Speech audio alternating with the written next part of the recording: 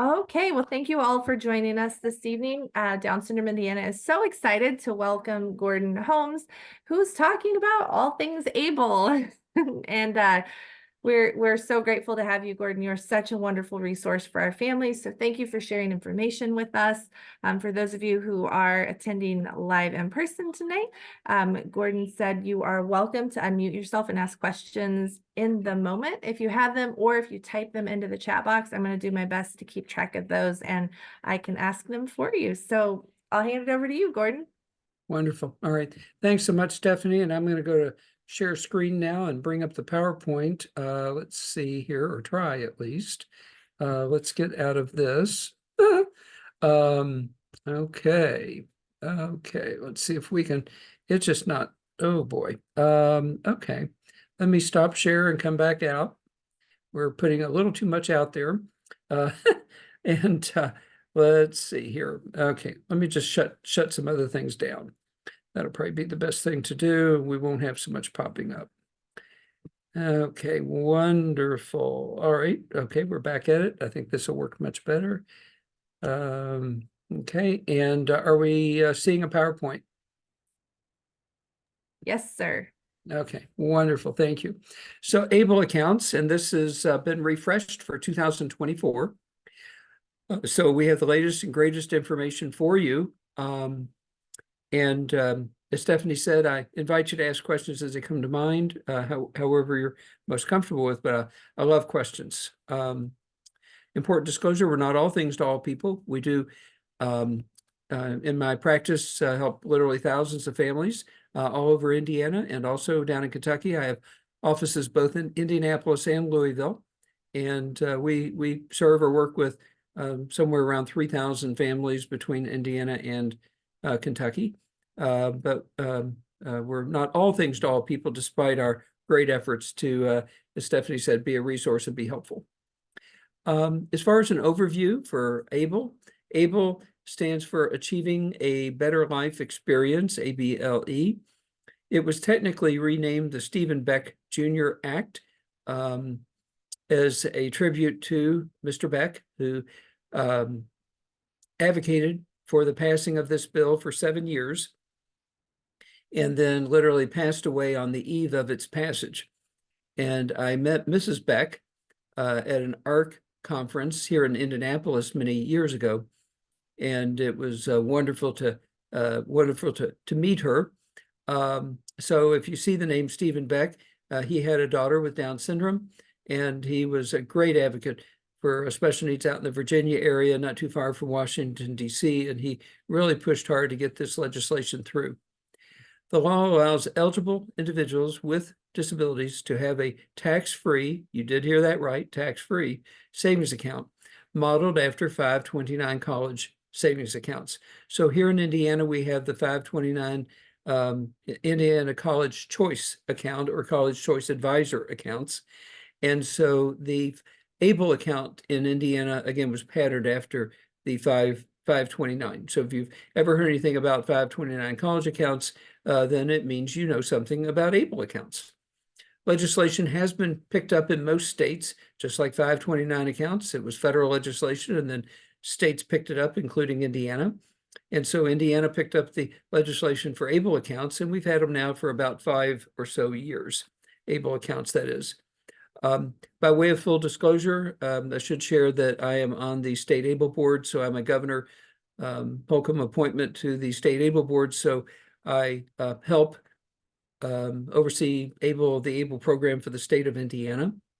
And so we meet regularly and talk about how things are going, and both monitor and provide input and so forth. But the ABLE program here in Indiana is growing. That's the main thing. And probably by the end of this year, we'll be into the thousands of accounts right here in Indiana. And we've got a good account here, and the state has made it financially attractive to take advantage of ABLE accounts in Indiana. And we'll get into more of the details of the financial incentives provided by the state of Indiana as we work through the presentation this evening. You do see in the third bullet point, www.ablenrc.org. NRC stands for National Resource Center. And so it is a clearinghouse for information on ABLE accounts, similar to how there is a clearinghouse for information on 529 accounts. It's a great resource. So if you kind of want to have a thumb on the pulse of what's going on with ABLE, ABLE NRC is a good place to go to look. Then after 2014, it wasn't more than 3 years later that the Tax Cut and Jobs Act of 2017 was passed and brought enhancements to the ABLE accounts. And I will add that there is more changes coming to ABLE in the coming years, so it's definitely evolving. Eligibility requirements for ABLE. So what does it take to belong to the club? So one must be blind or disabled prior to the age of 46. And the age of 46 is as of 2026. So up until 2026, it's age 26. So talking about wanting numbers that are confusing, you need to have had your disability originate before the age of 26 in order to be eligible before the calendar year 2026. But as of the calendar year 2026, your disability simply needs to have originated prior to the age of 46. So, it's kind of not applicable as it relates to Down syndrome because it's not something that comes on at some point in time. It's part of the original journey from day one. So everyone with Down syndrome is eligible for ABLE. So that's good news. Let's move on down to if the age criteria is met, then a person is eligible. And they either need to be receiving SSI or anticipate applying for it. So in my 26 years of work with special needs, most all young people with Down syndrome are applying for SSI at age 18. And so pretty much from birth on, an individual with Down syndrome is eligible for accessing, setting up, and participating in the ABLE program. Okay, let's look at some of the limits. And again, this is updated for 2024. The maximum annual contribution as of the current year is $18,000, and it's tied into the annual IRS gift tax exclusion amount. So that went from $17,000 last year to $18,000 this year, basically $18,000 being the amount any individual can give to another individual without having to do a tax filing or pay any taxes, that type of thing. It avoids the need to file what we call a 704 or some sort of gift tax return. And so this is per person giving, per person receiving. But in the case of ABLE, they, from day one, decided to select that annual gifting limit as to simply the maximum, the cap, that is, that you can place into an ABLE account. Now, there is one exception, and we will talk about that a little later, but in the vast majority of situations, probably 99% of the situations, we're looking at that annual cap. So for the current year, 18,000. Last year, it was 17,000. And as long as inflation persists, then next year it might be 19,000. Okay. Now, maximum account balance. So we talked about the annual contribution limit, 18,000 current year. The maximum account balance is 100,000 for an individual receiving SSI. So if an individual is receiving SSI, and that can be from birth to grave, SSI can start at birth. It can continue on throughout one's entire lifetime, but it usually doesn't. And what I mean by that is that SSI in many situations starts at age 18, and that's because the financial criteria makes it very difficult to qualify for SSI prior to the young person's 18th birthday. So So SSI in many situations starts at age 18. And what they're making the observation here is that if one is drawing an SSI, a monthly SSI benefit, even if they're dual eligible and they're drawing some SSI and some SSDI, as long as there's some SSI in the mix, their able account balance has to stay under 100,000.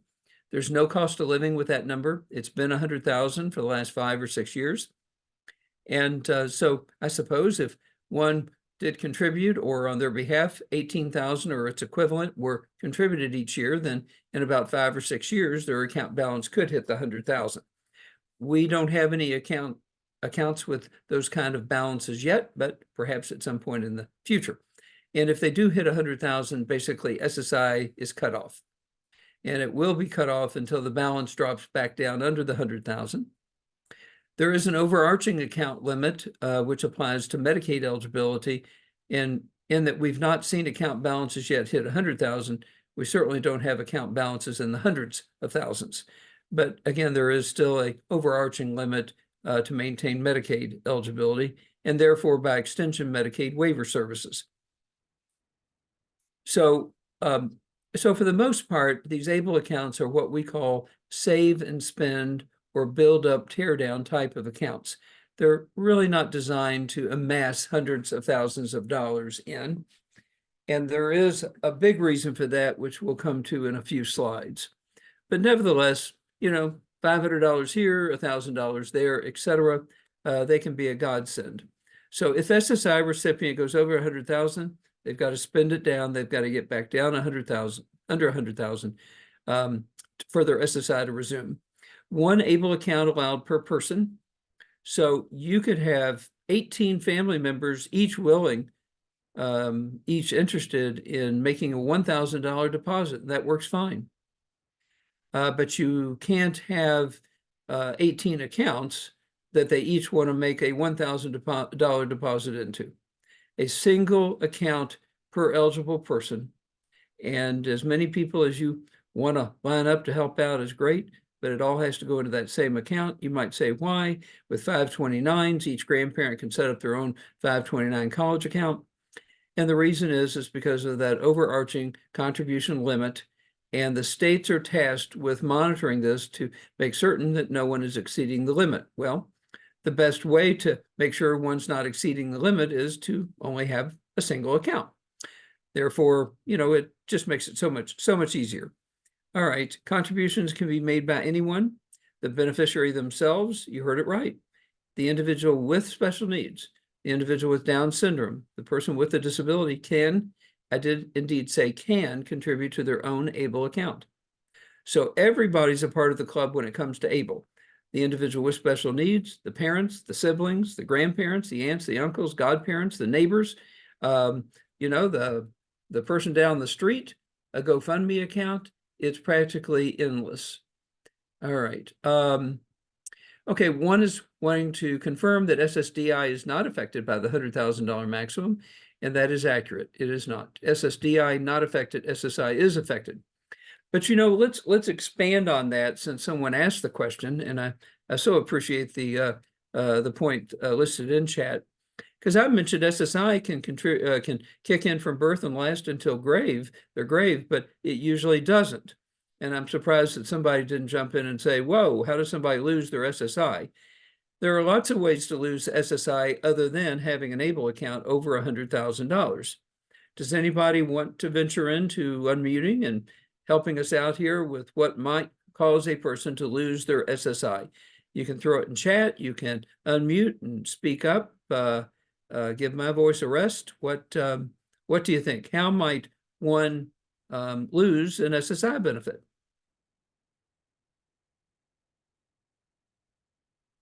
Okay, not everybody at once. Okay, well, let's start with the minor. That is an individual with special needs under the age of 18. The most common way that a young person under the age of 18 receiving SSI would lose their SSI benefit would be if the financial condition of the family improved. So even a grandparent, let's say, you know, grandparent at the age of 80 moves in and they have assets and income. That's all it takes to poison the water on that young 5-year-old that had been drawing SSI. So it's a household situation. And yep, parents getting a raise or making more money. Absolutely. Yep, you betcha. That would be the most common. And then once they turn age 18, then it's no longer the parents' or household's assets or income, it's the individual's. So once they're 18, it's very common for an individual with special needs, Down syndrome as an example, to lose their SSI benefit because their financial resources rise above the $2,000 resource limit. And if you're thinking, well, everybody knows about that, so of course that never happens. Well, guess what? It happens. So how does it happen? Well, during COVID, it happened quite a bit, frankly, because we were all distracted. And in the course of being distracted, kids at home, going to school online, kids just home, period, on and on, the distractions and challenges went. And many of the representative payee accounts rose above the $2,000 limit. And of course, leave it to Social Security for years later, and I did say years later, to start assessing or auditing these situations. And we're having clients, families that we work with receive letters going back to 2018. And Social Security wants to be repaid, and we are not talking hundreds of dollars. We're talking thousands of dollars. And I actually read a couple of letters within the last week, and the amount due, in this case, it was 2 children with disabilities. The amount due for one child back to Social Security was $11,000. The amount due for the other one, $19,000. So we're talking $30,000, and Social Security wanted to be repaid within 30 days. I'm like, seriously? Not only is that impractical, it's insensitive, it's frankly embarrassing. But Social Security doesn't understand these things. They just know, according to their calculation, and the details and documentation that Social Security put forth was scant. It was not good at all. So be vigilant. If Social Security says something, don't assume it's correct. I get email inquiries almost on a daily basis about Social Security.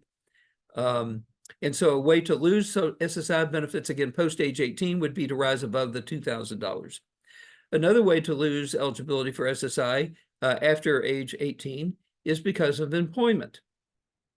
Okay, now, having employment does not automatically mean you lose your SSI. I want to be very clear about that because I'm an advocate for employment for our young people with special needs.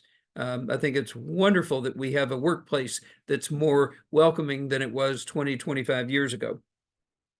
So if one does get employment, there is an earned income limit that they need to keep in mind, and that goes up every year, fortunately.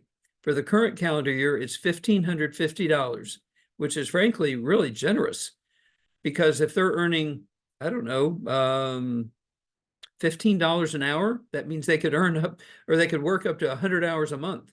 100 times 15 for 1,500. So the limit for 2024 is 1,550. And Social Security calls that the SGA, or Substantial Gainful Activity limit. So you might say, oh, okay, so what happens if a person goes above the 1,550? Does their coach turn back into a pumpkin, or what exactly happens? And the answer is that the SGA, or Substantial Gainful Activity limit, is what Social Security equates to being disabled or not. So you can have pretty much whatever diagnosis that you want to imagine. It can be Down syndrome. It can be being a quadriplegic. You did hear that right. But nevertheless, if despite the disability, infirmity, chromosomal abnormality, etc., one is earning at a rate of in excess of $1,550 per month, Social Security does not recognize them as being disabled. And it's really like going to the mountaintop and screaming, I'm not disabled, I'm not disabled, when you do that. And Social Security will listen. And they will respond. And at that threshold, one can lose SSI, they can lose SSDI. They can lose adult child benefits, survivor benefits as an adult.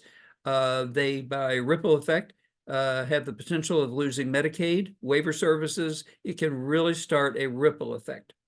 So that's a big threshold. And we will talk more about these in subsequent workshops because we do have a 3-workshop series. So tonight is not all about Social Security, but since I opened the can of worms, I thought I'd go ahead and finish it off. So I mentioned getting above 2,000, also mentioned having too much earned income. All of those things make Social Security a little more complicated. Is it worth fighting for? Absolutely. Worth applying for? Definitely.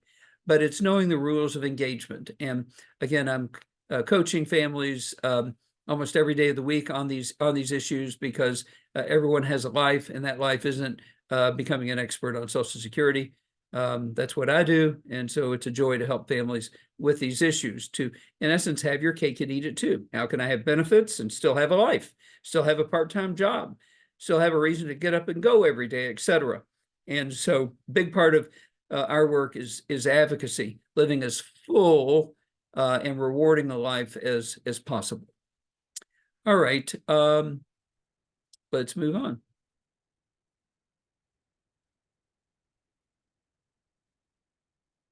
There we go. Okay, the Tax Cut and Jobs Act of 2017. That was not the original legislation. The original legislation was 2014, but this was an enhancement.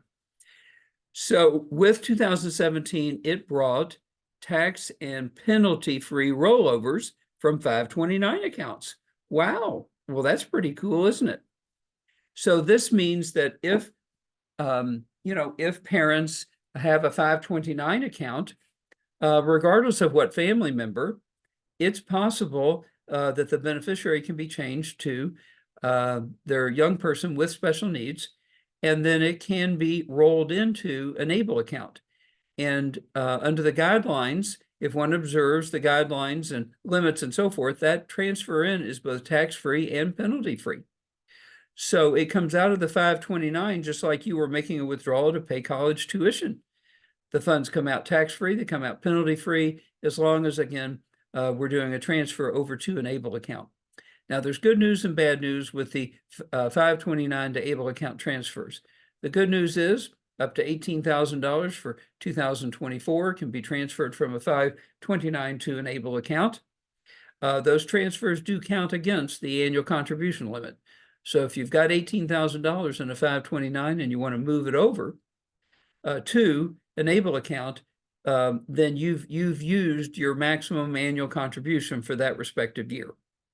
So keep that in mind. The bad news is that the window is closing unless we get an extension on the legislation. And I'm really hopeful that we do. But as you can see at the very end of the bullet point, provision for rollovers through 2025.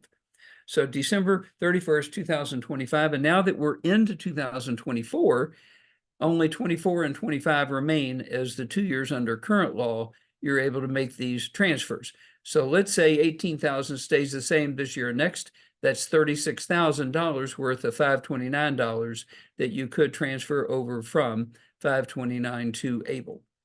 And so people frequently say, well, there must be some advantage or you wouldn't be talking about it. Why would I be interested in moving dollars from a 529 over to ABLE? In a 529, they grow tax-free. I can make withdrawals tax-free, et cetera. Well, the benefit of moving 529 assets over to ABLE is that you enjoy the same tax benefits, but you have a much broader range of expenses that you can make withdrawals for.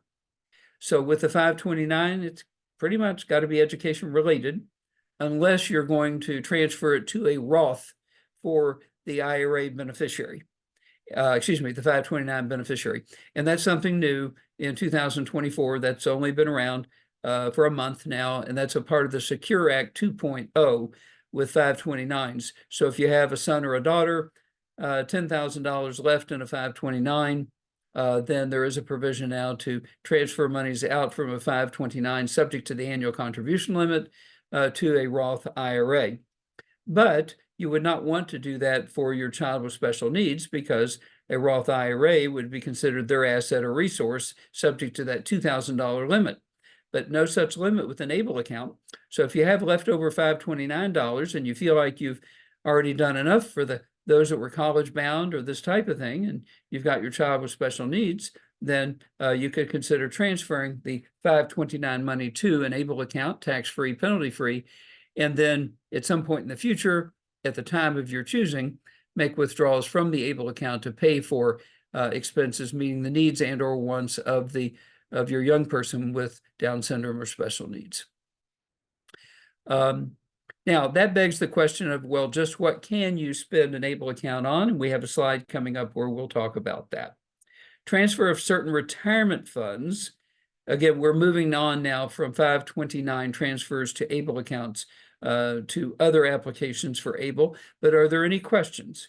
I mean, I have families where every year we're doing 529 to ABLE transfers. We're getting as much transferred into ABLE as possible. And it's just an annual appointment. We get together. In fact, those are occurring right now because we're in a new calendar year. Now we have a new $18,000 that can go into an ABLE account. All right, transfer of certain retirement funds accounts may be possible. For example, upon termination of employment, subject to the annual contribution limits. So what are we talking about here? Well, on an increasing basis, even part-time employees are not only eligible for participating in the 401k or simple account, etc. In some cases, it's auto-enroll.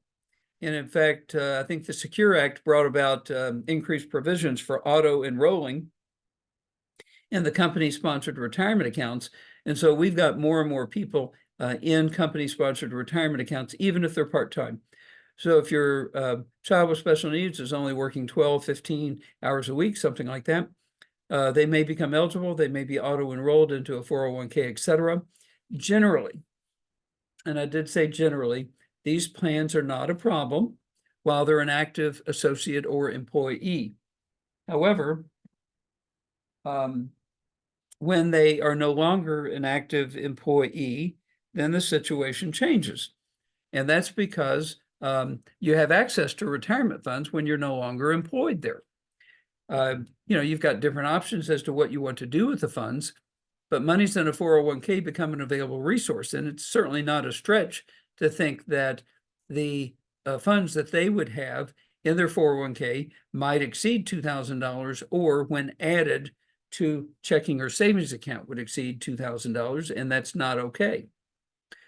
So in many cases, we're able to liquidate the 401k, probably at minimal tax, with a minimal tax implication, potentially avoid the 10% premature distribution penalty based on their having a disability, and move the money into an ABLE account.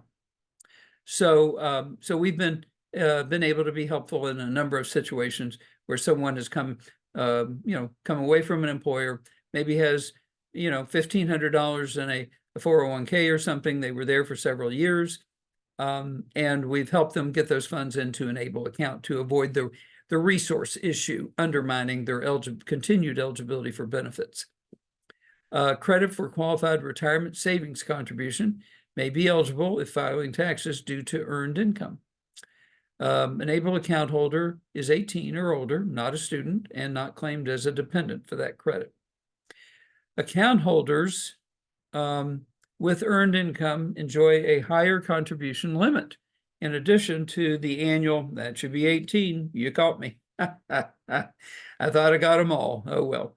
I did update the one on the line below, and this is the exception that I was talking about a little bit earlier. For an individual with special needs that has an ABLE account and they are employed, but their employer does not have a retirement plan, then they have the ability to contribute more. And that limit is an extra $14,580. That's the amount for the current year here in Indiana. And that's most states, except for Alaska, Hawaii. There are 2 or 3 states that have a higher limit because it's super awful expensive to live there. But here in Indiana, $14,580. Well, add that to the $18,000. and you're talking over $32,000 that could be contributed annually. So that exception can be quite helpful, again, when they have earned income, but no retirement plan associated with the employer. Okay, I mentioned right at the start that Indiana had brought about tax credit or tax incentives as it relates to ABLE accounts. And I'm very pleased to bring this information to your attention. The tax credit, as shown here on the screen, mirrors the tax credit for 529 college accounts. So as many people know, with a 529 college choice savings account, you get a tax credit equal to 20% of your annual contribution. And for years, it was on the first 5,000, meaning 20% of the first 5,000 put into a 529 account or accounts. That would amount to as much as $1,000 in state income tax savings. Well, I'm pleased to announce that starting last year, that credit went to the first 7,500. And so the credit now is up to $1,500 on 529 college accounts. That is literally 20% of the first 7,500. And that can be among 1, 2, half a dozen different 529 accounts. And the credit is enjoyed by whoever did the contributing. Well, starting this year, fresh off the press, in 2024, and we had to wait a year, 529s took precedence, and their increased credit from 20% of the first 5,000 to 20% of the first 7,500 kicked in last year. Now this year, it kicks in with the tax credit for ABLE accounts. 20% on the first 2,500 contributed, for a maximum annual state income tax credit of $500. 20% of the first 2,500. So if one really wanted to clean the clock, you could actually put $7,500 into 529 accounts, $2,500 into an ABLE account, and the state would owe you $2,000. $1,500 on the 529s, $500 on the ABLE. This is brand new, so perhaps there are some questions. Now, the state income tax credit is not necessarily a reason that everybody with Down syndrome or everybody with special needs should have an ABLE account. But if there are certainly other reasons for having an ABLE account, this certainly sweetens the pot, shall we say, because you could literally put $2,500 in, the state gives you $500 back. Now, I suspect that the tax credit would be of limited benefit to our actual consumers with special needs. So the tax credit's probably going to be most beneficial to those with more substantial incomes. And so if parents are contributing to an ABLE account, there could be as much as $500 a year in Indiana tax savings coming back to them as a result of a contribution each year to the ABLE account. Now, just like 529 college accounts, you're not going to get the tax credit if you're not filing an Indiana state income tax return. So if we're talking a grandparent that lives in St. Louis, putting money into an ABLE account here in Indiana, which we call Invest ABLE, is not going to give them a tax credit because there's not a tax return by which to file or take advantage of the credit. So got to be filing an Indiana state income tax return to take advantage of the state income tax credit on ABLE accounts, which do start this current calendar year. Questions about the new tax credits? Okay. You all are doing awesome. Thank you so much. Appreciate it. Okay, well, here is the slide. I mentioned there'd be a slide that spoke to the expansive list of what you can spend ABLE money on. And if you want to grab your phones and take a picture of that slide, you can certainly do so. It's pretty comprehensive. So, I mean, it says legal fees. So could you actually use ABLE money to set up a special needs trust for your loved one with special needs? Absolutely. If they benefit from it, you can draw money from their ABLE account for it. So education, and you might say, well, perhaps not a lot of that going on, but we are talking technical training. We're talking going to Erskine Green. We're talking job training. So where there are expenses with regards to education, any and all of those expenses could be reimbursed from money out of an ABLE account for whatever funds are in there. It can help with housing. So if the monthly amount that they're receiving for SSI, from SSI as an example, or SSDI, plus their part-time employment doesn't quite enable them to meet rent or this type of thing, then a withdrawal certainly could be made from an ABLE account to make up the difference. Transportation. In transportation, we're talking whether it's routine daily transportation, like using an Uber or Lyft or something like that, or it could be transportation to Florida because it's cold, just saying. Although we can't complain too much at the moment, but give it time, we are in Indiana. Employment training and support, assistive technology. So if there are hearing aids or an iPad or a laptop or something related from a technology standpoint that would be helpful, then absolutely. Health, prevention, and wellness, financial management. If you wanted to hire someone to assist them with perhaps paying bills or keeping them organized, again, legal fees, expenses for ABLE account for oversight and monitoring, funeral, burial, on and on it goes. So again, it's so much more expansive than a 529. So it's easy to understand why there's quite a bit of interest in moving $529 on a tax and penalty free basis over to ABLE. Okay, we have another comment. Let's see here. Who do you have to submit ABLE withdrawals to? And the answer is the ABLE Authority. So we use Ascension. We are a part of a multi-state organization. So Indiana joined in with, I don't know, 2 or 3 dozen other states. It's a large group. And so this makes available infrastructure such as toll-free number to call and assistance with making withdrawals, etc. But withdrawals can be handled by way of electronic transfer. They can be handled via check issued and mailed. So, and also even a debit card. So you could utilize the debit card service with the ABLE account. So there are multiple ways to access funds, get your hands on money to pay for, any of these items and more.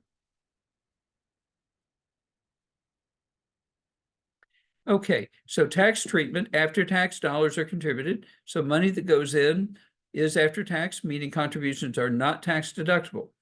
I did say that there is a state income tax credit, 20% of what is contributed up to the first $2,500 per calendar year, but it is after tax dollars that go in. There's no tax deduction. The Indiana state income tax credit, up to $500 a year. It grows tax deferred, and there are multiple investment options similar to a 401k. I think we have 5 different investment divisions of varying amount of aggressiveness or conservativeness, this type of thing. So you can dial it back and be super conservative, maybe a little bit of focus on growth, maybe a balanced approach, more focus on growth. So there are different options available, investment options, that is, with the Invest ABLE accounts. Distributions to pay for any of the items that we reviewed before, or possibly other things, are tax-free. So taking money out doesn't mean you've just incurred tax. If the guidelines are followed, does not affect government benefits and programs. What that means is that money that goes in does not count as a resource, and a withdrawal does not count as income, nor does a withdrawal count as a resource, as long as one doesn't throw it in the bank and not spend it. If you're going to take money out of an ABLE account, you need to have already predetermined what you're buying. This is not a, let's park it in the bank and 6 months later figure out how we're going to spend it, because while it's sitting in the bank, it's subject to the $2,000 resource limit. So figure out what you want to buy first before you start talking withdrawal from the ABLE account. Does that make sense? Okay, all right. Got to be careful with that. ABLE solves resource issues. And this is important. Resource issues such as the $2,000 resource limit. ABLE does not solve income issues. So what I mean by that is putting money in ABLE doesn't make it as though you never earned those dollars. You can't earn $1,000 in a month, deposit it into an ABLE account. It also does not work for your employer to deposit your money into an ABLE account and then attempt to have Social Security treat you as though that income was never earned. It does not work. They will still, after the first $85, complete a reduction formula on your benefit. You're still money ahead to work, But again, putting money in ABLE doesn't cause Social Security to say, oh, well, no problem. We'll just ignore the fact that you earned that money. It does allow you to maintain the under $2,000 resource limit, of course, by depositing those dollars. So it's great as a tool to manage your resources amount, but not as much as an income tool. And we will talk briefly about tools to deal with income situations further in the program this evening. We've really tried to make it robust as possible, kind of the ripple effect of other things affected by ABLE. Okay, so speaking of a term that many families have not heard until their child turns age 18, and we're trying to get the maximum SSI benefit. And so help me out. Well, I've got it on the screen, so I can't say that's going to be a surprise, but the maximum SSI benefit in my wildest dreams 26 years ago, when I moved my practice in the direction of special needs, if someone had said SSI 943, I would have responded, get out of here. You've got to be kidding. No way. And here we are. SSI benefits potentially reaching close to $1,000 a month. That's incredible. I mean, I remember when it was more like $400 or $500 a month. There's got to be a couple of people on this evening that remembers that as well. So this inflation, that nasty word that we keep hearing about, has actually served to drive up some of these benefits. So for 2024, the maximum SSI benefit here in Indiana, because we have no state supplement, because cost of living here in Indiana is a bit more reasonable than some other states, especially on the coasts, but we're up to $943 per month. However, Social Security has this little term called in-kind support and maintenance, otherwise known as ISM, ISM. And what Social Security does is they try to figure out if the consumer with special needs is getting help from anywhere. And if they are getting help from anywhere, then you get penalized, bottom line. Now, some could make a case of, well, but it's there to, to kind of pick up the slack on what's needed, et cetera. But if you want to maximize the benefits, you really want to avoid ISM, in-kind support and maintenance. Okay, I had a comment on slide 8. There was a bullet point for general expenses. I've got a 4-month-old, so general expenses could be clothes, formula, et cetera, right? As long as you don't have government benefits specifically designed to pay for those things. So you mentioned formula. So, again, if you don't have SNAP, WIC, or special benefits, we try not to compete with government benefits. So as long as you're making withdrawals to pay for things, the government is not otherwise covering, absolutely. All right, so 943 is the max. With consideration for ISM, you lose a third. That makes your benefit 629. The difference, that 1/3 difference used to be like $150 years ago. Now that it's 300 and the difference is $314. Boy, is it really noticeable. I mean, that's a lot. So we work with families to help maximize on benefits. I'd say we're successful about 90% of the time in getting benefits raised from 629 when Social Security is putting the ISM reduction formula in place up to the 943. And with a record number of our special needs consumers working, it's all the more important to be at the maximum benefit amount, because when they go to reduce it, you sure don't want them reducing it from the 629. So as an example, let's say that they had a part-time job and earned $685 a month. $685 a month. And so if we divide that down, that's maybe working 12 hours a week. So we are not talking extreme employment, maybe 12 hours a week, maybe 3 days a week, 4 hours a day, that type of thing. And they could easily earn $685 working at that level. And so what Social Security does with SSI is they overlook the first $85, 20 plus 65, 20 of any type of income, 65 specifically of earned income. So that 685 would drop to 600, and then they would cut it in half, leaving $300 as a reduction against the SSI. So if you start out at 629, your SSI benefit just went to 329. That's not good. But if you're at 943, you could literally, they could gross $685 from part-time employment, and after reduction still have $643 of SSI. Wow, Now we're talking over $1,300 in total income for the month. Talking about bringing home the bacon, oh my gosh, that's pretty amazing, you know? So they only work 12 hours a week, but yet their total income was over $1,300. Does everybody get that? I mean, that's incredible. So working with these benefits, being thoughtful and creative in terms of how we position things, et cetera, these benefits are extremely, extremely valuable. And the earlier we get going with them, the better. So I really encourage families that have a young person as they turn 18, 18, 19, in that age range, you know, to explore these benefits and embrace them earlier versus waiting, because there is sometimes a penalty for waiting too long. So, and if it's because, oh, you've heard it's complicated, it's difficult, people get turned down, it's a pain, this type of thing, all the above, I agree. Let us help you.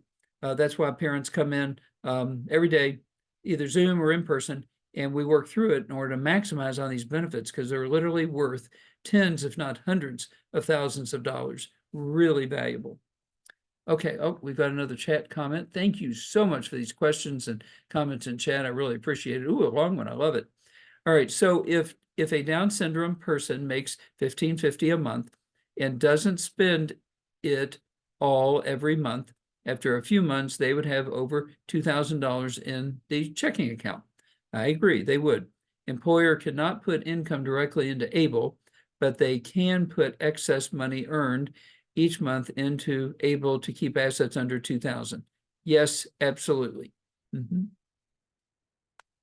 Yeah. And so we have some people putting in 500 a month, 1,000 a month. You know, there are a few where there's that much substantial cash flows, and we want to keep them under 2,000 a month. Now, I'm sorry, $2,000 as a total resource limit. Now, I will tell you that the extent to which this young person is living with mom and dad can put together a list of expenses. We do sometimes see families putting the list of expenses together all the way up to $1,200 to $1,400. And that's because while SSI is pretty much limited to food and shelter, earned income is fair game for any and all other expenses. So that can be clothing, travel, entertainment, concerts, sporting events, cell phones, Wi-Fi access, internet access, cell phone, the list goes on, computer games, etc. So we help families put together a model month so that you're not keeping every receipt for every $5 of this bought or $5 of that.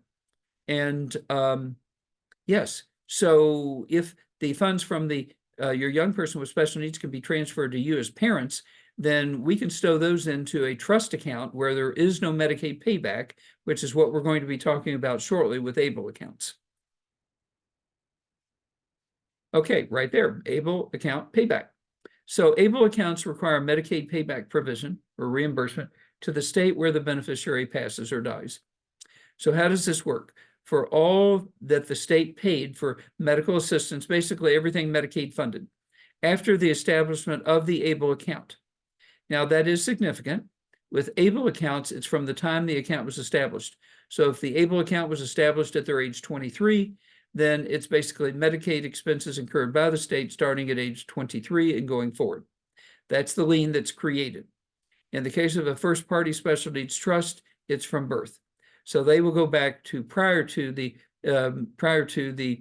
first-party trust even being established in terms of what's owed to the state. So ABLE does have an advantage there. Of course, you're limited with ABLE to just the $18,000 a year. So ABLE is not going to work with large sums of money, but small sums of money, it can be very helpful. But again, don't build up tens of thousands and never spend it and let the state take it. Whatever accumulates in ABLE from time to time, have a little fun, spend a little money, that type of thing. All right, including third-party contributions, parents, grandparents, siblings. And that's where you have to be careful, because while everybody can contribute to an ABLE, you really don't want to build it faster than necessary. It's really best for the consumer's own part-time income or income that cannot be transferred to the parent to reimburse them for expenses to go into the ABLE, or when funds have already caught up with the consumer with special needs. And we'll look at some examples in just a moment. So ABLE programs are developed and managed at the state level. States can decide to contract with another state that has established a plan to administer accounts. Like I believe it's North Dakota that uses the Minnesota plan, but I think we're up to about 46 or 47 plans now. So most states have their own plan. And individuals can enroll in other states' plans in most cases, but not all. There are a few states out there that are territorial. They only want residents of their own state to participate in the program. Kentucky, anybody can participate, and they call it Kentucky or KY Stable. Does that state have something to do with horses? I'm just saying. So Ohio is the same. They call it stable. Stable for Ohio and Kentucky. Indiana's Invest Able, kind of catchy. Virginia's Able America. And so you have different states. Please keep in mind, if you're a resident of Indiana and you're hoping to take advantage of the state tax credit, you have to use Invest Able. So not only do you have to be a resident of the state of Indiana filing an Indiana state income tax return to get the credit, you also have to have the Able account to be the Indiana plan. Does everybody follow what I'm saying? You got to file an Indiana return. You also have to use the Indiana Able account. So if you're not concerned about the tax credit, then Virginia is another example. Theirs is probably the first or second most popular in the country, and that's advisor assisted. So if you do a Virginia Able account, then an advisor such as myself can literally set it up for you, service it, take care of it, run interference, and help you that way. But of course, again, keep in mind, doing the Virginia Able America has benefits, but no tax credit. That's going to have to be the Invest Able for an Indiana state income tax credit. Okay, opening and Able. State determines the enrollment process. In the case of Indiana, it's online. You go to the website, savewithable.com, and look up the Indiana version, and the enrollment is right online. It only takes about 25 to 30 minutes. You enter the routing number and account number for the account that you're going to transfer funds from to fund the account, and you're off to the races. So anyway, not difficult to set one up, and that's good news. You, of course, have to contribute the minimum amount to get the account open, but these are not large amounts. At the same time, it's usually not a good idea to put $100 in and then forget about it, because 2 years later, the fees will have eaten it up. So if you're going to do Enable, it's good to deposit, a little here, a little there, make withdrawals, really use it. I wouldn't put 100 or 200 bucks in one and then ignore it, because again, in time, the annual fee, which is roughly $40, $45, it's inexpensive. But if you don't add to it, of course, it eventually will collapse on itself from fees that have been paid. Again, there's a reminder about the Able National Resource Center, the ablenrc.com. And there's the shows the website for the Invest Able for the state of Indiana. Let me see if I can drive there right now to give you an idea. There you go. That's how the face page looks on the website for the Indiana Able account. Invest Able is what we call it. And what do you do to start one? You just simply click Start Saving. And from there, it takes you right into the enrollment. So as you can see, not difficult. If you get started and can't finish, then you save it. You can go back to your saved enrollment. And here's the fill in the blank. You just start with name and email and phone number and go from there. So that gives you kind of a hands-on bird's eye view of what the Invest Able account is like. There we go. All right, fantastic.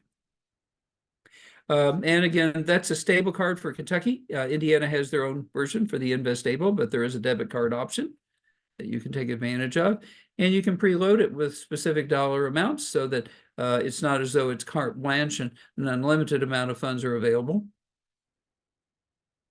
Okay, things to consider with an Able account. An Able account may not be the best vehicle. Again, may not be the best vehicle if inheritances, settlements, judgments, or contributions from family, beneficiary, exceed the maximum annual contributions limits. So if we're talking, we got to do something with 25 or 30,000, it's not going to work with Able because of the $18,000 limit. Second, contributions are not coming from the individual with a disability, meaning they're coming from people that can put the money wherever they want to. They don't have to use ABLE. So they may choose to use a third-party special needs trust because that would avoid the Medicaid payback. What does that mean? That means with a third-party special needs trust, you're not limited to $18,000 a year. In fact, there is no limit. These trusts can be funded with hundreds of thousands of dollars. And upon the passing of the family member with special needs, what's left in the trust catches up with whoever set up the trust says so. So if it should go to siblings of the family member with Down syndrome, it goes to siblings, whatever you say. Whoever sets it up gets to make that call. There is no Medicaid payback. The state receives nothing. So the state would have provided hundreds of thousands of dollars worth of benefits or potentially millions of dollars of benefits over their lifetime. No Medicaid payback, no lien. The funds stay with the family with a third-party special needs trust. Really powerful. And we will be talking some about specifically third-party special needs trusts in one of our follow-up in the three-part series. So we're not ignoring special needs trusts. It is an incredible godsend to the special needs community. And having a child with special needs myself, I assure you, I have a special needs trust set up and am so thankful for the ability to have that tool at my disposal. So again, we'll spend some time talking about the different types of special needs trusts a little later on. Not the topic for this evening, though. Of course, keep in mind the age, not a consideration with Down syndrome, which of course is from birth, and the beneficiary cannot make financial decisions, and there is no guardian. So that's a concern that they might be in charge of the ABLE account, but not equipped to deal with it or handle it. ABLE accounts can be used in combination, though. So a person can have both an ABLE and a special needs trust. Okay. Again, I invite you to ask questions. Just so you know, we probably have about 10, 15 minutes max of remaining material. So I think we will be finished up by about 7:45 this evening, which will be great. But again, I welcome questions if you want to unmute, put something in chat, etc. All right, better suited for small settlements, unexpected inheritances, or savings of the consumer. So think of the ABLE as a put and take, save and spend type of account, and let's look at some real life examples. And all of these really happened. So example number one, grandparents, in this case, they lived in Cincinnati and they passed away and they left $10,000 to each of their living grandchildren. And as I recall, I think there were 5 grandchildren at the time of their passing. So they carved out $50,000, left $10,000 to each of the 5 grandchildren. One of those 5 grandchildren had special needs, was on a Medicaid waiver, Medicaid, etc. Not cool. $10,000 is way more than the $2,000 resource limit. So in this case, they would have had to have spent the money, probably frivolously, quickly, prepaid final expenses, but they chose to deposit it into an ABLE account. So that's super cool. So that $10,000 is now invested in the ABLE account and will grow to some larger amount in time, hopefully, and be available to meet the needs or wants of their loved one with special needs. Example number 2, a school bus incident that resulted in a lawsuit. A child was injured. It was a special needs bus. They were non-ambulatory. And unfortunately, the substitute attendant did not properly anchor the wheelchair in the special needs bus. And when they arrived at school and the door swung open, the wheelchair went rolling out of the bus, and unfortunately, the child face planted on the asphalt. So there was a lawsuit, understandably. Fortunately, it was only lacerations, nicks and cuts, no abrasions, in other words, no broken bones. They settled on $15,000. That would have been a big problem for continued eligibility for Medicaid and Medicaid waiver services. However, by depositing it into an ABLE account, then it did not count as a resource and benefits were uninterrupted. Really important. Third example, an individual with special needs gets a job resulting in earned income. They want to save some of it for the future. And so they've got, vacation, furniture, you name it. They got ideas on how to spend it, but they need to grow it first. So while maintaining SSI, Medicaid, Medicaid waiver, all their benefits, so they can set up an ABLE account and stash or set aside so much of their regular paycheck to build this resource without it counting against them for continued eligibility for benefits. So 3 examples of where ABLE saves the day. All right, things to consider with an ABLE account. ABLE accounts with limitations can address resource issues by sweeping the inheritance, legal settlement, paycheck, 529 funds by transfer, savings or investment account into an ABLE account. The consumer is back under the $2,000 resource limit, and what an ABLE account won't fix, as we discussed, are income issues. Resource, yes. Income, no. Example 1, consumer, age 22, is receiving SSI and has a part-time job earning $500 a month. Placing his or her $500 paycheck at an ABLE from the employer will not, of course, prevent Social Security from doing the reduction formula, but it will keep them under the $2,000. Example 2, consumer, age 35, is receiving $500 a month in SSDI from their own record of employment. So congrats to them. They also receive an adult child benefit off of a parent's record of $1,200. They continue to work, earning $1,100 a month. They can save up to $32,580, and that includes that's updated for, that should be 2024. I've got a couple of things to do. I really went through every slide. Oh, well, there's so much here. But nevertheless, they can deposit excess income that would put them above $2,000. However, they are going to need help in this case if their total income between Social Security and employment exceeds $2,829. So $2,829 is the monthly overarching income limit in 2024 in order to maintain eligibility for disability Medicaid and by extension waiver services. So you might ask, how on earth would anyone ever get to $2,829 a month? I mean, you've already said they can't be north of $1,550 a month. Well, the reason is because of adult child benefits, drawing off of a parent's record. So if a young person with special needs is earning anywhere close to that $1,550 we talked about, plus they're drawing a substantial Social Security benefit from a parent. And by the way, that benefit from the parent is not reduced for working, not reduced for working. So if they're earning $1,000 a month from part-time employment, and they're getting $2,000 a month from a parent, you heard it right, $3,000 a month, $3,000 per month that they're receiving. Well, when that rises above the $2,829, the limit for 2024, then they're at risk of losing their disability Medicaid and by extension, their waiver services.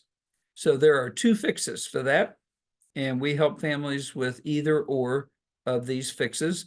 One is what's called a Miller Trust, and that's where simply the excess over $2,829 is set aside each month into a special trust that can be drawn from to pay for expenses or needs that they have, etc. So if it was $3,000 a month, that would be only $171 that would have to be set aside into the Miller Trust account to take them back down under the $2,829 in income. There is something special in Indiana, and I'm really excited about this. It came about in recent years, and it's unique again to Indiana, not other states. It's called MedWorks. And MedWorks is where a person can actually be north of the $2,829, pay a monthly premium for their Medicaid, and continue enjoying all of their benefits. So we help families evaluate, determine what options are most beneficial, et cetera, in their situation. Okay, it's been a while since we've had a comment or a question, and we are nearing the end. So I do want to encourage everyone that has a question or wants to make a comment to jump in. I know that we've covered a lot of territory this evening, but I just simply didn't want to hit the high spots like you've seen 20 times before, but actually deliver some hopefully more detailed and helpful information with case studies and their real life situations, etc. So again, in the next 3 or 4 minutes would be ideal for any questions that you want to jump in with. Oh, I should mention, I'm sorry, I did not mention it beforehand, but as a result of participating in the series, I'm pleased to extend to you a free follow-up consultation. When I said free, I mean free. It costs you absolutely nothing. And That can be in person at one of my offices, probably you're closest to the Indianapolis office on the Indianapolis North Side, or it can be virtual by Zoom. So either way, in person or by Zoom. But the consultation is absolutely free and gives us an opportunity to see where you're at on a myriad of issues and provide some good counsel and guidance on what may be some appropriate next steps. Okay, again, if you have questions, try to get those out to us here shortly. So we're moving here toward talking again about special needs trusts. Special needs trusts and ABLE accounts are like the dynamic duo. They are similar in some ways, but not completely. And in a follow-up workshop, we will be looking at some information about special needs trusts, an incredible gift given 31 years ago to the special needs community via the Omnibus Budget Reconciliation Act of 1993. Special needs trusts, again, are amazing. And there are different types of special needs trusts. So I think there's more to special needs trusts than you realize. And again, we will feed information in about special needs trusts in the follow-up workshops in the remaining 2 workshops in the series, which are both on Tuesday evenings. So this evening is the first of 3. So 1 week from tonight, we will resume. 2 weeks from tonight, we will finish up. And let me check. Oh, that's my contact information. So if you want to take a snapshot of that, certainly you can feel free to email or call the office. But you should be getting a thank you email from Jamie Sturkey, our parent advocate and relationship coordinator, and she'll be thanking you for participating in the series. You will probably receive that in the coming weeks. It won't be in the next day or 2, but she will reach out to you. Thank you for participating, and again, invite you to take advantage of the free follow-up consultation. Let's see. I think a week from tonight, it's going to be on common mistakes that are made.